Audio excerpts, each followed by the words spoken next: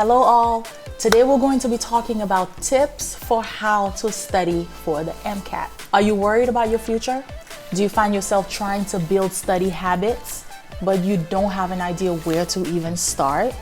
Well, I am here to provide some insight and help you build those skills. So a high MCAT score will improve your chances of achieving your goals in becoming a medical professional. If you are determined in your pursuit of a career in the medical field, taking the MCAT seriously and preparing for it ahead of time is a must.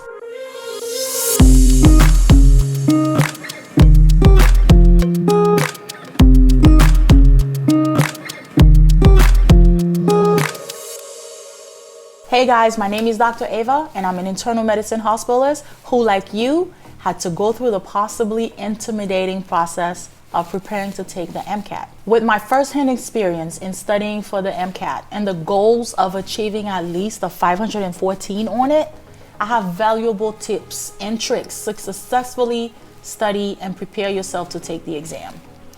Remembering how important the test is, I hope this video can help you prepare successfully. As the MCAT is a valuable and vital aspect of your medical career, it is not something to wait until the last minute to do. You should ensure that you begin studying at least 3 to 4 months before the exam, and even earlier if you have a heavy course load. Assess what your skills are as a learner and cater your plan to what suits your abilities. Make sure as well that you have taken the correct courses leading up to the date. And remember, taking the exam early allows for you to take it again later, well before the score is due. Much like an SAT in high school, you can take it more than once, so allocating enough time is something to definitely consider. Let's talk about studying for the upcoming exam. Set the goals ahead of time for what you want to reach for. Like I mentioned, I was aiming for at least a 514 on my MCAT, a goal set so that I could keep options open for afterwards. Setting this goal for yourself accomplishes 2 things. The first thing that it accomplishes is that it allows for you to create a goal that's tangible. Doing well on a test can be a bit abstract, so setting a specific number to reach for can help motivate you in your studies. The second thing setting a goal does is motivate you afterwards if you don't reach it. Failure is hard to deal with, but it's okay to take more than one try on the MCAT. If you have a goal in mind and don't reach it the first time, I think that it builds character and shows that you are determined to take this path, to keep trying in the face of adversity. Other challenges will rise against you when taking this path, and taking the MCAT more than once is good practice for perseverance down the line, but make sure to show an upward trend if you take it more than once. After you know what you want to work towards, it's time to start studying. But how should you do that? Whether you have study habits already built and want to learn some more specifics to the MCAT, or if you are a newcomer to studying and want to start those habits, these tips will lead you to learning the information needed for the MCAT. So one of the first things to do is to identify areas that you know you are weak in. Do you already need some extra time on biology tests, for example? What about chemistry? How about physics? If one of those areas that you know is on the test is also one that you know you struggle in, make sure to pay special attention to that specific area. I know it may seem obvious, but sometimes it's easy to forget that different areas of learning require different amounts of attention.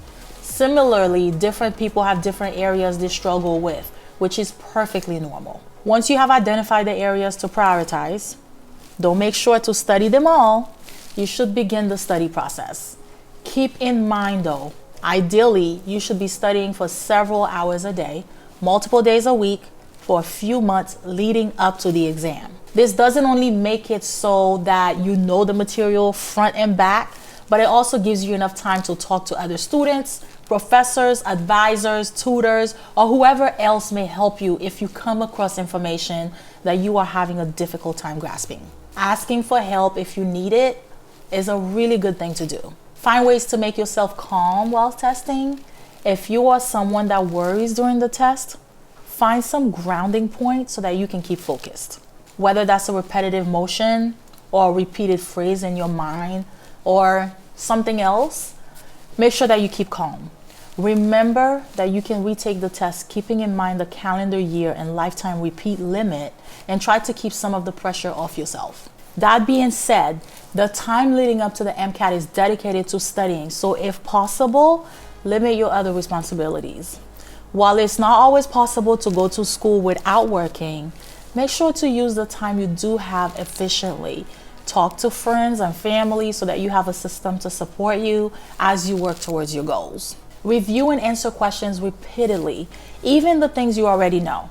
If you don't keep consistent with it at the beginning, it could possibly be forgotten by the time you take the exam. So don't just review the most difficult information, but rather review everything over time, keeping in mind your prioritizations. Mind your limits while doing this though, and don't study for longer than you are actually retaining information.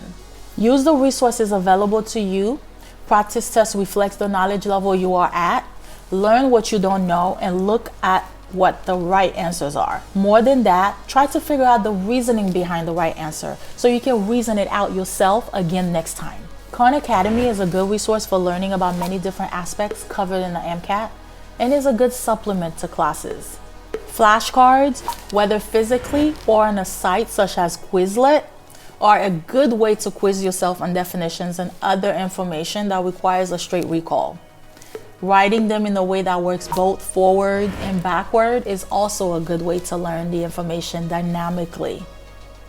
This worked great for me, as I am a visual learner. Since people have different strengths and weaknesses, joining a study group can also be helpful.